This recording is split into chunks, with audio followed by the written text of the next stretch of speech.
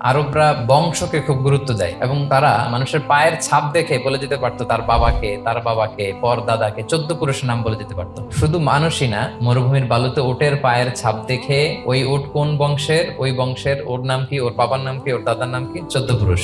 এবং তারা দুজন মানুষকে যদি ঢেকে রাখা হয় সারা শরীর, শুধু পায়ের একেবারে শেষের দিকের ছোট আঙ্গুল দেখে, এটাকে ইলমুল কিয়াফা বলে, ওই ছোট আঙ্গুলের শেপ দেখে ওরা বলে দিতে পারতো সে কোন বংশের, তার বাবার নাম কি, দাদার নাম কি, 14 পুরুষ। তারা এই লিনিয়েজকে প্রিজার্ভ করতো আর কি। এইভাবে এই বংশ পরিক্রমা মুখস্থ করা, জানা, জিজ্ঞেস করা, এটাকে গুরুত্ব দিত। তো তারা আল্লাহকেও আমাদের মতো এরকম একজন সত্তা ভেবে আল্লাহ হাবিব সাল্লাল্লাহু আলাইহি ওয়াসাল্লামকে জিজ্ঞেস করতেছে যে, মুহাম্মদ তুমি তো বলো যে আল্লাহ নাকি সব সৃষ্টি করেছে, তো আল্লাহকে কে সৃষ্টি করেছে? অথবা বলো যে আল্লাহর বাবাকে, আল্লাহর দাদাকে, আল্লাহর পরদাদাকে, আল্লাহর বংশটা বলো। তো তখন এই তাদের এই প্রশ্নের জবাবে আল্লাহ তাআলা সূরাতুল ইখলাস নাজিল করেন যে কুল হুয়াল্লাহু আহাদ, নবী আপনি বলুন আল্লাহ হচ্ছেন এক, অদ্বিতীয়, ইউনিক। তিনি কাউকে জন্ম দেনও নাই, আবার তিনি কারো কাছ থেকে জন্ম নেনও নাই।